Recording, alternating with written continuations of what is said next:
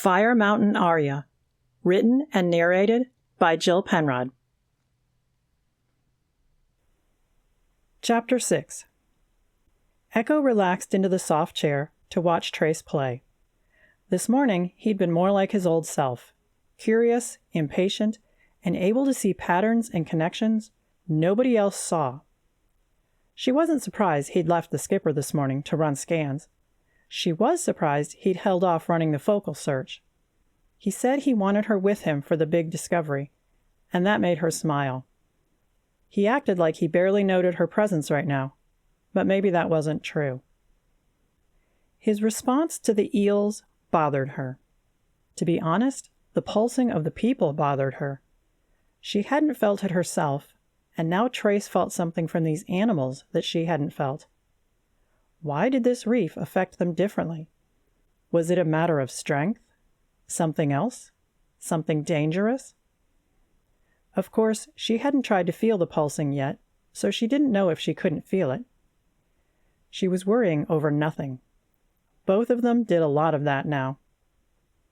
He adjusted his position, clearly meaning to play a long time and run a deep scan on the reef. Trace was a good singer. No, that wasn't accurate. The guy was a genius singer. He was also strong, the strongest eldsinger either of them had ever come across. Her father always assumed that had to do with them being Odells from Ryder Odell's line, one of the strongest of the original eldsingers on Portomare. The strongest eldsingers on the planet all came from one single man, Jake Odell, whose father had been native and mother an other realmer from some realm lost to time. Ryder had been Jake's oldest son, nearly as strong as his father, and everyone in that line was strong. Then every generation or two came one as strong as Jake and his kids, the originals. Trace was that child. Echo was strong, stronger than most eldsingers, but Trace was a level beyond that. Strangely, their parents were average. Eldsingers, yes, but missing the extra strength of those first generations. She knew both her parents had been proud of Trace, feeling honored that one of the strong children had been born to them. Echo herself had always had mixed feelings. Trace was strong and brilliant, while also being her annoying little brother. He started the tune slowly and quietly, sensible since he was searching into the unknown. With this variation, he would feel things for a long distance. If he skimmed over buildings, trees, or rocky outcrops, he'd feel gentle bounces. Animals and people would feel like various levels of energy. From singing people, he could feel more details, like their strength, and to an extent their moods. Apparently on this reef, he also felt a strange pulsing in some people. She really needed to test that using a search of her own at some point. Right now, he was likely searching wide open, slowly testing and tasting everything with his focus to get a big picture of what the inside of the reef might be like. Except he hadn't gone 2 seconds when he yelped and dropped the wind. The panel let out a squawk, and Trace relaxed his entire body, his head falling to the side, completely unconscious. Not good. Even worse, his nose was bleeding, and he had a gash across his forehead. Oh, and then there was his focus, which screamed in her head like a wounded animal, torn and aching and broken. With a sigh, she opened the radio and contacted a medical facility on the reef to let them know she was jumping in with a damaged eldsinger. She only hoped they had the resources out here to help. 100 randoms later found her in one of the med bays in Tormandu, Katie and Dayton at her side, waiting for word on Trace. "Is this our fault?" Katie asked anxiously. "Did we do this somehow? I never imagined danger. Not like this." Echo took a deep breath.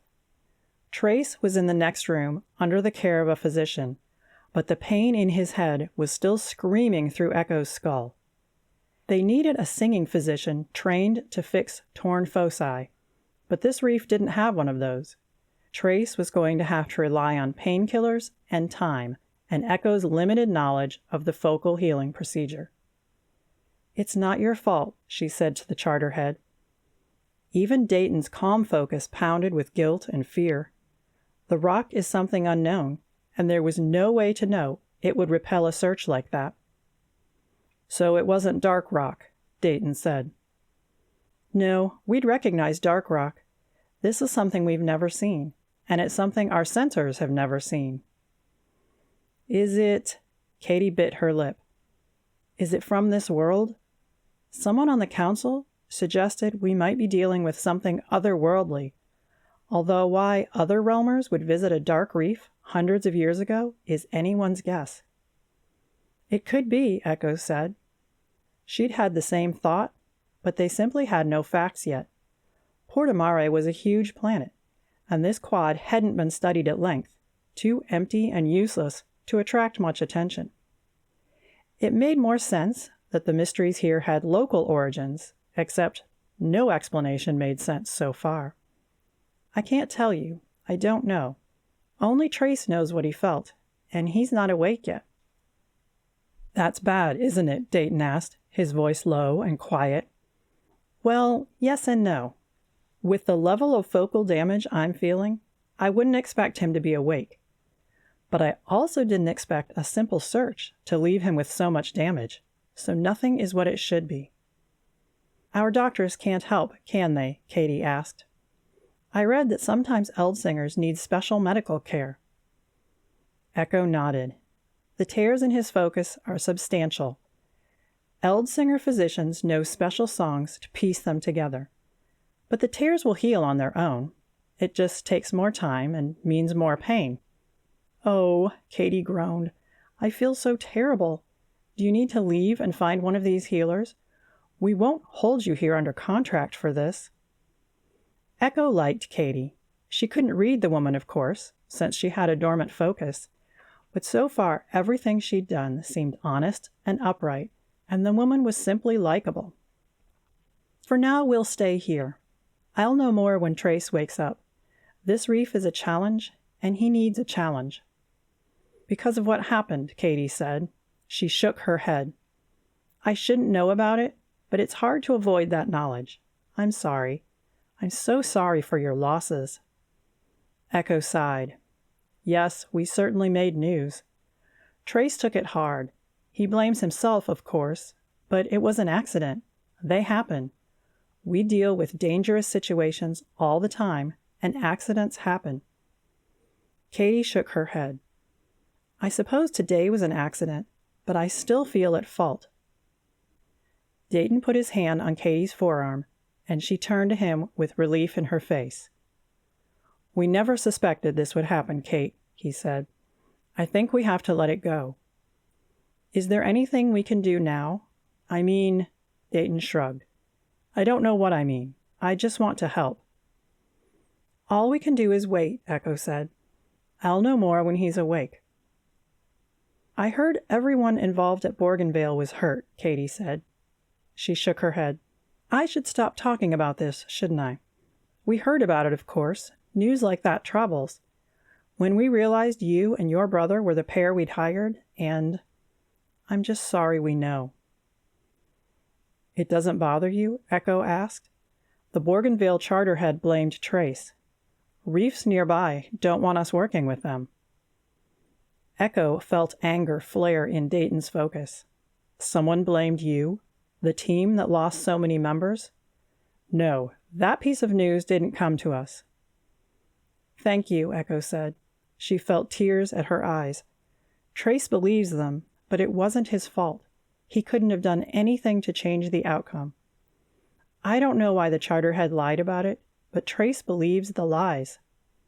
Dayton put his hand on her arm, and she wished his warm, comforting presence would never leave her skin. Of course he wanted to find someone to blame. Anger and hatred feel better than grief. She nodded at him, grateful for the words. From the other room, she felt the first flutters of wakefulness in Trace's focus. Leave it to Trace to spoil her moment here with Dayton. She smiled at the thought. He's waking up. I should go back and be with him. You don't have to wait here. I promise I'll keep you in the loop." She didn't wait for them to respond, heading into the main part of the clinic where Trace rested on a narrow clinic bed. Like many smaller ag reefs, the med bay was an open facility with many beds in one large room. This room had 10 beds with 3 filled. She sat at his side, glancing at his shirt, which someone had folded and set on the side, since he'd bled on it. On top of the shirt rested his little drawing book, and she froze when she saw it. "I had no idea," she whispered. "I thought you'd thrown this away. I thought you'd thrown everything away." Reverently, she opened the book and flipped through it. She remembered her mother pushing her powerful eldsinger child to open his horizons and feel with more than his focus. As a boy, Trace would have done nothing but play the reeds if she'd allowed it. But no, she and Dad had worked to broaden Trace's perceptions, and he discovered an uncanny knack for sketching. The book was filled with images of her family, both her parents and Rachel and Uncle Alexander. He'd also drawn villas and sea creatures and many reef landscapes. Then the final image, possibly something he'd drawn this morning, was a simple drawing of a reef village with a lightly sketched stone reef wall behind it. Clearly he'd done more this morning than play searches and run scans. Maybe he was about to find himself again, the many dimensions of Trace Odell he'd tossed away after the accident. "Hey," Trace said, startling her. She dropped the book onto his shirt and turned to face him. "I think that search wasn't my best idea. You warned me." She couldn't help but smile. "Like you've ever listened to me. I think it was just an accident." He sighed. "I am sick to death of accidents." "What do you remember?" she asked. She almost asked about the sketchbook and then decided against. If she knew anything about her little brother, it was to get out of his way when he was figuring things out. Pushing him to do something never worked, although to her shame, she kept trying. "Did you get anything, or did you hit and splat right away?" He put his hand to the bandage on his head and raised his eyebrows. "I guess I really did splat, huh? It wasn't dark rock. It was something different. We can't sense through it, nor can we sing through it. What do we do now?" "I'm not sure," she replied, "except right now we should worry about your head. I can play Mom's songs for you. I don't do it well, but it might take the edge off." Any singer could play the healing songs, but only a few could make them heal. It was a gift that didn't make sense, but maybe gifts never did. The best Echo could do with the song was reduce Trace's pain. He agreed, and she settled back to play the slow, tedious song. Their mother had unlimited patience with injured people. Echo knew she didn't. Neither she nor Trace were especially patient. 400 randoms later, Trace was asleep, which meant the pain had lessened. She ran her fingers through his hair, wondering about their future. Was it good for him to keep dealing with reefs in trouble? Was it good for her? Memories had swamped both of them since arriving on this reef. Was that healing, or was it a sign that they should stop and do something else with their lives? Would they be happy doing something else? What else would they want to do? Her parents had taught them to use their eldsinger skills to help. They were a gift, her mother always said. Gifts were to be shared. A gift from where, she wondered. From whom? Nobody entirely understood reed singing. She'd heard that other realmers, both singers and non-singers, sometimes had different kinds of foci with different levels of activity. The universe was a big place, confusing and mysterious. Could such a big, mysterious universe have an author? Gifts came from somewhere, right? Someone? The thoughts gave her goosebumps, and she tried to banish them as she watched Trace sleep. He was the most talented person she knew, the most gifted. Did that mean someone wanted him to do more? Was he special? She glanced at the sketchbook, and wondered where the strange thoughts had come from.